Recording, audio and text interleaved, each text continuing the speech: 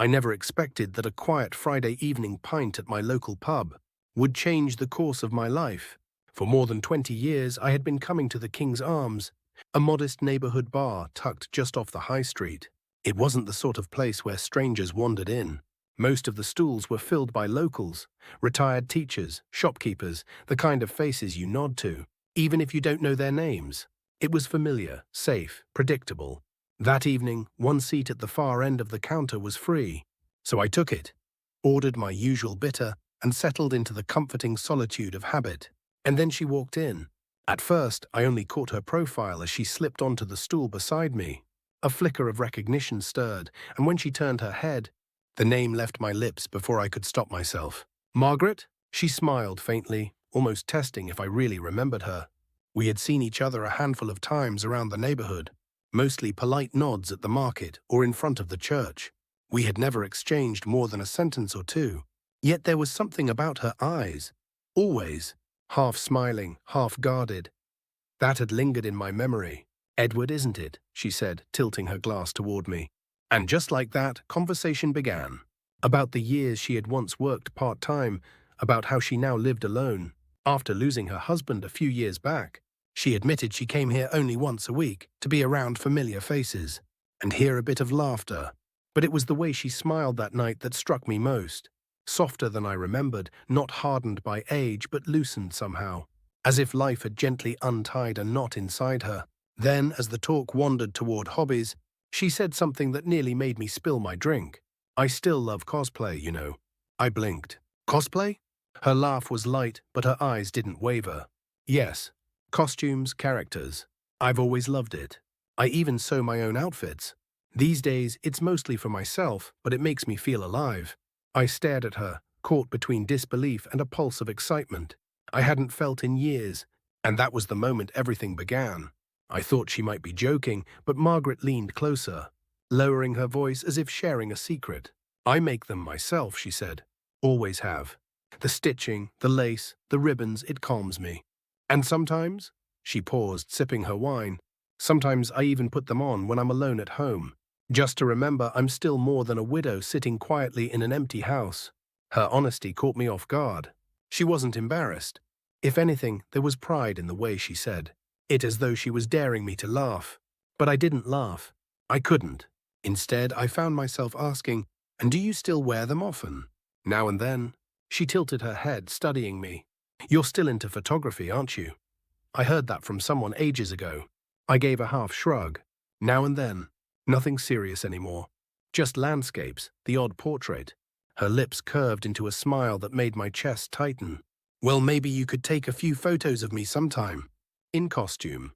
The glass in my hand nearly slipped. I forced out a laugh, though my throat was dry. "You can't be serious." "Oh, I am." Her gaze didn't flinch. "At my house, where no one would see." Something in the way she said it, calm, almost casual, made my pulse hammer against my ribs. It wasn't a flirtatious dare, but an invitation laced with something deeper. Vulnerability, perhaps. Or trust. I swallowed, heat rushing to my face. In 67 years, I had never been asked such a thing. Not by anyone. And that night, as I walked home under the dim glow of the street lamps, I already knew I wouldn't be able to say no. Sunday afternoon came faster than I expected. Her message had been simple: "Come by after lunch. I'll be ready." Nothing more. No coy emojis, no suggestion of what ready might mean. Yet those few words were enough to keep my mind restless all weekend. Her house stood only 10 minutes' walk from mine, tucked into a quiet lane behind the high street. I must have passed it dozens of times over the years, never realizing she lived there. By the time I reached the gate, my palms were damp, my breathing uneven. I paused, adjusted the strap of my camera bag, and pressed the bell. The door opened almost at once. "Edward," she said warmly, her voice lighter than I remembered. She wore a soft cardigan over a denim skirt, her hair loosely framing her face. No perfume, just the faint scent of shampoo. It struck me with an intimacy that unsettled me more than any fragrance could. "Come in." Inside, the house was modest but tidy, with framed photographs of her late husband and family on the walls. She led me upstairs to a small room at the back. Sliding the door aside with a quiet click, I stopped in the doorway. It wasn't just a bedroom, it was a stage. Along the far wall stood a full-length mirror and a rack of costumes. Rows of carefully sewn dresses in every shade and style, a gothic Lolita gown in black and red, a neat maid's outfit with crisp white lace, even what looked like a sailor-style school uniform. Each piece was hung with care, pressed and ready. I had expected a joke, perhaps a single costume pulled from a trunk for nostalgia's sake. But this was something else. A private world she had built stitch by stitch. "Impressive, isn't it?" she said, watching my face. "It keeps me busy." I reached for one of the garments almost without thinking. The black Gothic dress, its crimson ribbon catching the light. The fabric was heavier than I expected, lined with lace so intricate I couldn't help but marvel at the detail. "You really made this?" "Every thread."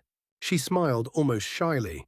"I suppose it's a little eccentric for a woman my age, but it makes me feel alive." Before I could answer, she took the dress from my hands. "Well then, let me slip into this one first." And with that, Margaret disappeared behind the door, leaving me alone with my camera, my racing heart, and the sudden realization that I had no idea what I was stepping into. Minutes later, the door opened again, and for a heartbeat, I forgot how to breathe.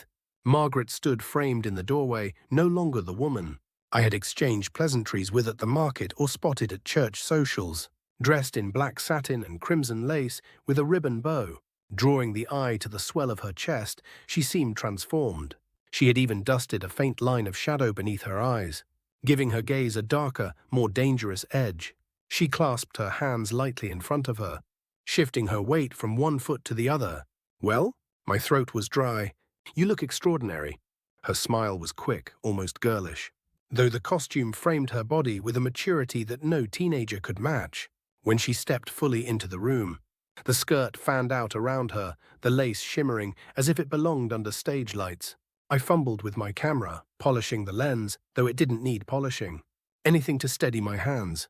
When I lifted it to my eye, the world narrowed to the curve of her ribbon, the line of her neckline, the faint glimpse of cleavage revealed as she tilted her shoulders.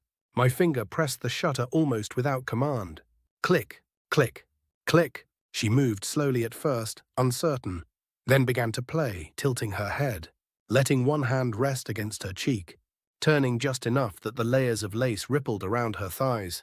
I kept shooting, but every few seconds, I lowered the camera, needing to see her without the glass between us. "Is it strange?" she asked softly. "A woman my age, dressing like this?" "It's compelling," I managed, my voice rough. "More than I expected. More than I can explain." The words seemed to please her. She stepped closer, close enough that I could smell the faint mix of fabric starch and her skin beneath. My shutter caught the curve of her smile, the way the ribbon at her chest trembled with each breath. And then, without warning, she leaned forward just slightly. Perhaps I should try the maid next. Unless her eyes lingered on mine, unblinking. I knew then, this wasn't only about costumes. The air between us was thick, heavy with something unspoken. My pulse hammered in my ears, and for the first time in decades, I felt the fragile line between curiosity and desire snap. I lowered the camera. "Margaret," I said, my voice little more than a whisper, "I don't think I can look at you as just a subject anymore." She tilted her head, lips curving. "Good." She disappeared again, carrying another hanger from the rack. The silence she left behind seemed louder than any sound. I paced the room, adjusted my camera strap, even wiped my forehead, though the late afternoon air was cool. When the door opened this time, my chest tightened. Margaret stepped in, wearing a black dress trimmed with white lace, a crisp apron tied around her waist. The hem barely brushed her thighs, leaving her knees and the soft curve of her legs exposed. Instead of tights, she wore sheer, white stockings that caught the light with every shift of her weight. She smoothed the apron with both hands, her smile playful but uncertain. "I haven't worn something this short in years." The sight stole the words from me. My camera came up automatically, clicking in frantic bursts, as if I might lose the vision if I didn't capture it fast enough. She tilted her head, leaned against the doorframe, then walked slowly toward the mirror. Each step made the skirt sway, flashing glimpses of thigh above the stocking tops. "Like this?" she asked, bending slightly to adjust the bow at her back. The motion pulled the apron taut across her hips.